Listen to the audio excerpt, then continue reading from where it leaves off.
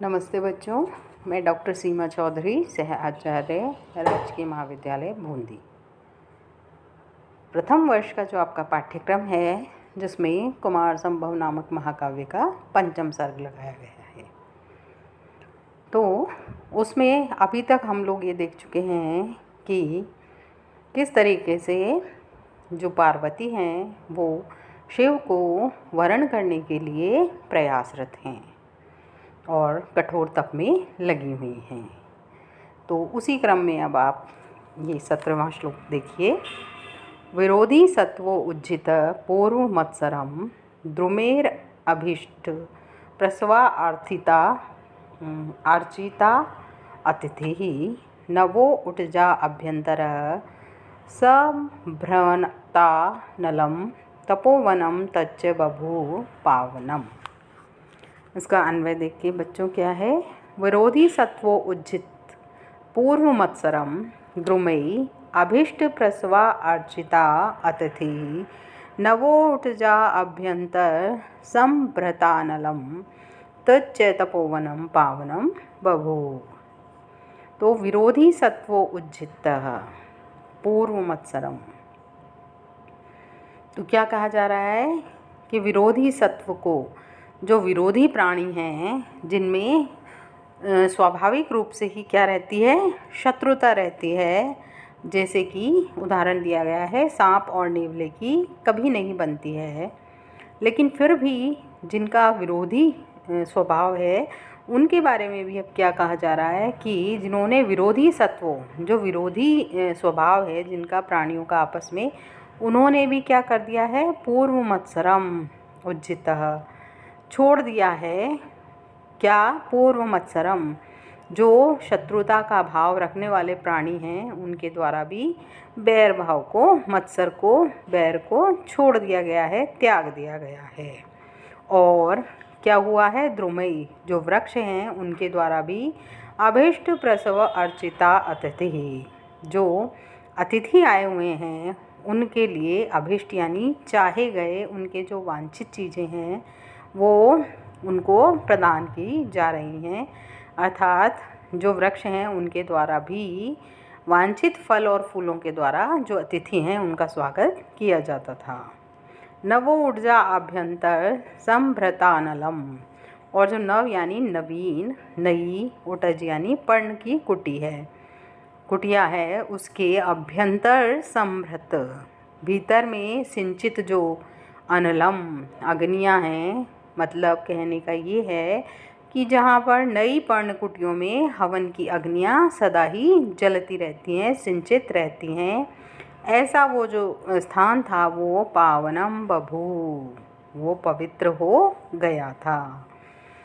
तो क्या कहना चाह रहे हैं ये बच्चों कि विरोधी सत्वो उज्जित है पूर्व मत्सरम, पूर्व में भी जिनमें बैर भाव है जैसे सांप और नेवले में, तो उन्होंने अपने विरोधी सत्वो उज्जित, अपने विरोधी स्वभाव को त्याग दिया है।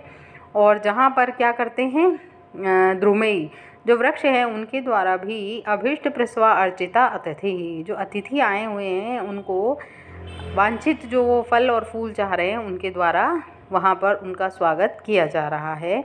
नवो ऊर्जा आभ्यंतर संभ्रतानलम, और जो नवीन उटज हैं, कुटियाँ हैं, उनके भीतर भी जो हवन की अग्नि है सदा ही विद्यमान रहती थी, ऐसा वो तपोवन पावनम बभू, पवित्र हो गया था। तो बच्चों यहाँ क्या बताया जा रहा है कि पार्वती जहाँ तपस्या कर रही थी वहाँ का वातावरण अत्यंत पवित्र हो गया था, जिससे वहाँ स्थित जन्मजात बैर भाव रखने वाले प्राणियों में भी मैत्री का वातावरण हो गया था, और ऐसा होना स्वाभाविक ही है। तो संस्कृत साहित्य और हिंदी जो साहित्य है उसमें अन्यत्र भी ऐसे कई वर्णन मिलते हैं। उन्हीं में से यहाँ एक मैथिली शरण गुप्त ने जो पंचवटी में ऐसा भाव व्यक्त किया है उसका वर्णन कर रही हूँ मैं कि सिंह और मृग एक घाट पर आकर पानी पीते हैं। और बिहारी हैं, उन्होंने भी इसी तरह का एक दोहा लिखा है कि कहलाने एकत बसत अहि मयूर मृगबाग जगत तपोवन सो कियो दीरग दाग निदाग। बाण भट्ट विरचित जो कादंबरी है उसके अंतर्गत भी इस प्रकार का वर्णन प्राप्त होता है। तो अब अगला श्लोक देखिए बच्चों। यदा फलं पूर्वतपः समाधिना न तावता लभ्यम् अस्तं काक्षितं तदा अनपेक्ष्य स्वशरीरम् आर्दवं तपो महत्सा चरितुं प्रचक्रमे। इसका अन्वय है, सा यदा तावता पूर्वतपः समाधिना कांक्षितं फलं लभ्यं न अमस्त तदा स्वशरीरम् आर्दवम् अनपेक्ष्य महत् तपः चरितुं प्रचक्रमे। तो ये कह रहे हैं कि तावता उतनी पूर्वतपः समाधिना सा यदा जब उसने इतनी तपस्या अनुष्ठान विधि से मनोवांछित फल को प्राप्य नहीं माना, मतलब ये जो सब प्रयास पार्वती कर रही हैं उसके बाद भी उन्होंने सा यदा जब उन्होंने इतना तावताम पूर्व तपः उतनी जो पूर्व तपः समाधिना पहले की अनुष्ठान विधि से कांक्षितम अभिष्ट जो प्राप्त करना चाह रही थी, लभ्यम यानी प्राप्त करना चाह रही थी, उनको अमस्तम अमस्त यानी मतलब उसके द्वारा भी समझा नहीं गया कि भाई इतने से भी मुझे शिव को प्राप्त करने में मैं प्राप्त करने में असमर्थ रहूँगी।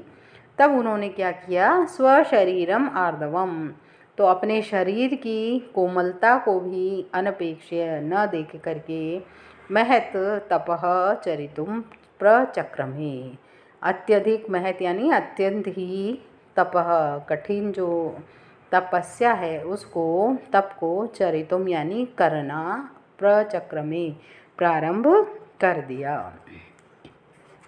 तो फिर से एक बार अर्थ देखो बच्चों, क्या कह रहे हैं वो कि तावता सा यदा तावता जब उन्होंने इतने पर भी पूर्व तपः पहले की जो पूर्व तप कर रही हैं वो उससे समाधि से कांक्षित फलम लभ्यम न अमस्तम अपने अभिष्ट को प्राप्त करने के लिए लायक नहीं समझा, तो उन्होंने क्या किया, स्वशरीर मार्दवम जो शरीर का आर्दव है कोमलता है उसको भी उन्होंने अनपेक्ष अपनी को नहीं देखा और महतः तपः बहुत ही कठोर तप करना चरितुम प्रचक्रमे प्रारंभ कर दिया।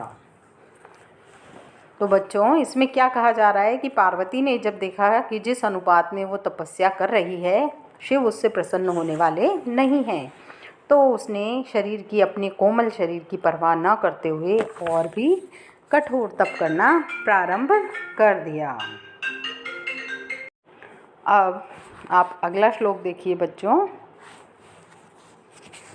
कि वो क्या कह रहे हैं। क्लं ययो कन्दुकलील या अपि या तया मुनीनां चरितं व्यगाहात् ध्रुवं वपुः कांचन पद्मनिर्मितं मृदु प्रकृत्या च ससारमेव च। इसका अन्वय इस प्रकार है बच्चों, या कंदुक लीलया अपि क्लं ययो तया मुनीनां चरित व्यागाहात् ध्रुवम् अस्याः वपुः कांचन पद्मनिर्मितम् अतएव प्रकृत्या मधु च ससारम एव च। तो अब इस श्लोक में क्या बता रहे हैं कि वो मतलब अपने कोमल शरीर को भी उन्होंने कठोर तप में लगा दिया जब उन्हें ये ज्ञात हुआ कि इतनी तपस्या से मुझे शिव पति रूप में प्राप्त नहीं हो सकते हैं। तो इसी क्रम में आगे श्लोक में बताया गया है कि वो कितनी कोमल शरीर की थी कि या जो पार्वती थी वो पहले कंदुक लीलिया गेंद खेलने के कारण भी अपि यानी भी क्लम ययो जो शांति को प्राप्त कर लेती थी, अर्थात बहुत जल्दी थक जाती थी। तया अब वो जो पार्वती है उसी के द्वारा अब क्या किया जा रहा है, मुनीनाम चरित जो मुनियों का ऋषियों का जो चरित्र है वो व्यगाहृत आचरित कर रही हैं, अर्थात मुनियों के समान ही आचरण या व्यवहार कर रही हैं। ध्रुवम निश्चित रूप से ये कहा जा सकता है कि अस्याः वपु जो इन पार्वती का शरीर है वो कांचन पद्म निर्मितम, कांचन यानी सोने के पद्म निर्मितम कमल से निर्मित था। किस प्रकार से, अतएव प्रकृत्या मधु कि वो प्रकृति से तो कोमल थी स्वभाव से तो, और ससारम एवच, और कठिन सारबल जो उनके पास था उससे वो अत्यंत ही कठोर हो गई थी। तो फिर से देखो बच्चों एक बार, जो पार्वती थी वो कंदुक लीलया क्लम ययो, जो गेंद को खेलने मात्र से ही थकान को प्राप्त कर लेती थी, तया उनके द्वारा ही आज मुनिना चरितम व्याग्रहात, जो मुनियों का चरित्र है, ऋषियों का चरित्र है, उसका व्यवहार किया जा रहा है। ध्रुवम यानी निश्चय ही, वपुः उनका जो शरीर है वो कांचन पद्म निर्मितम, स्वर्ण कमल से निर्मित बताया गया है। कि प्रकृत्या जो स्वभाव से तो मृदु कोमल है, और ससारम सार जो कठिन बल वाली हैं। तो इसमें क्या कहा गया है बच्चों कि गेंद को खेलने से भी वो पार्वती थक जाती थी, और इसलिए उनका जो कोमल शरीर था अब वो कठोर हो गया है। किस कारण से हो गया है? तपस्या को करने के कारण वो कठोरता को प्राप्त कर रही हैं। इसका उदाहरण सोने के कमल से दिया गया है कि कमल अपने आप में भी बहुत कोमल होता है, लेकिन स्वर्ण कमल तो जब वो सोने का कमल है तो उसमें कठोरता भी आ गई और कोमलता भी आ गई। तो दोनों चीज़ें उसमें आने से वो कैसा हो गया है? अत्यंत ही कठोर भी हो गया है और कोमल भी हो गया है। तो यही बात पार्वती में भी के ऊपर भी लागू हो रही है कि जो पहले गेंद खेलने मात्र से ही थक जाती थी, अब उसके द्वारा भी जो ऋषि मुनियों के द्वारा जो कठोर तप किया जाता है वो किया जा रहा है। अब इस श्लोक के बाद अगला श्लोक देखिए बच्चों। शुचौ चतुर्णा ज्वलतां हविर्भुजां शुचिस्मिता मध्यगता सुमध्यमा विजित्य नेत्रप्रतिघातिनीं प्रभां अनन्यदृष्टिः सवितारमेक्षत। इसका अन्वय इस प्रकार है बच्चों कि शुचो शुचिस्मिता सुमध्यमा ज्वलतां चतुर्णा हविर्भुजां मध्यगता नेत्र प्रतिघातिनीं प्रभां विजित्य अनन्य दृष्टि सवितारम एकशत। तो शुचौ यानी जो ग्रीष्म ऋतु में भी शुचिस्मितः मंद हंसने वाली, सुमध्यमः और कैसी मध्यम से बीच से जो पतली कमर वाली पार्वती हैं वो ज्वलताम जलती हुई, चतुर्णाम हविर्भुजाम चारों ओर से अग्नि के बीच में रह करके, नेत्र प्रतिघातिनीम अपनी आँखों को, प्रतिघात यानी चकाचौंध उत्पन्न करने वाली, प्रभाम यानी दीप्ति को भी जिन्होंने विजित्य है जीत लिया था, ऐसी वो अनन्य दृष्टि से एक टक से एक टकटकी लगाए हुए सवितारम एकशत सूर्य को देखती रहती थी। अब उन्होंने कहने का मतलब ये है कि कितनी कठोर तपस्या प्रारंभ कर दी थी कि गर्मी की ऋतु में भी जलती हुई चार जो अग्नियाँ होती हैं उनके बीच में वो स्थित रहती थी, और स्वच्छ मुस्कुराहट वाली थी फिर भी, और सुंदर कटि प्रदेश वाली थी। ऐसी पार्वती को, जिनकी आँखों को चकाचौंध करने वाली चमक को सहन कर एकटक सूर्य को देखती रहती थी।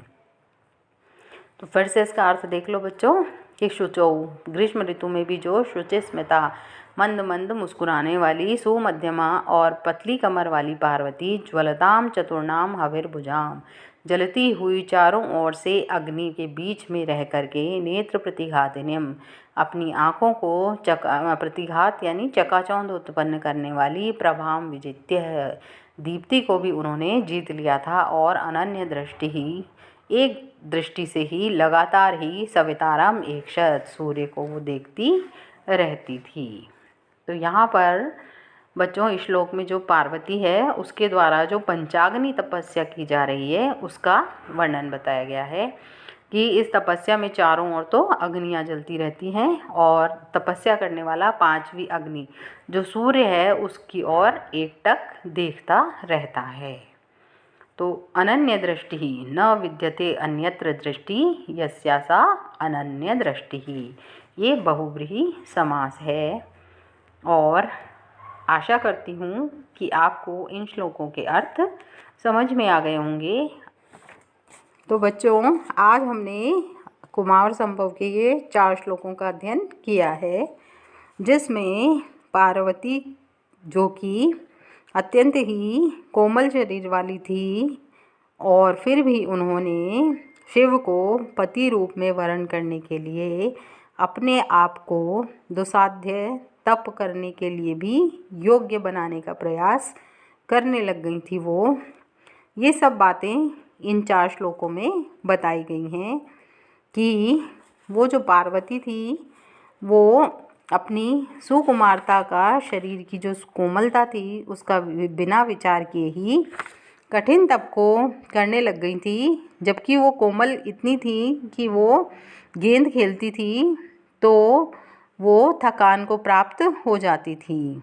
और उसके विपरीत आज उन्होंने ऋषियों के चरित्र को धारण कर लिया है, जिसके कारण ये भी कहा जाता है कि अब जो पार्वती हैं वो कमल के समान कोमल तो हैं ही, लेकिन कांचन पद्म के समान हो गई हैं। वो अब स्वर्ण कमल के समान हो गई हैं। जिस प्रकार कमल में अपनी कोमलता होती है, लेकिन अगर वो स्वर्ण का है तो उसमें कठोरता भी व्याप्त हो जाती है।